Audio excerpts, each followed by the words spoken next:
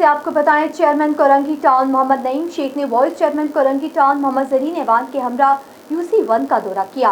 वहां जारी सड़क की तामीर के काम का जायजा लिया। इस हवाले से मजीद तफसीलात जानते हैं कराची से हमारे स्पेशल रिपोर्टर जावेद महमूद आराइन से। जी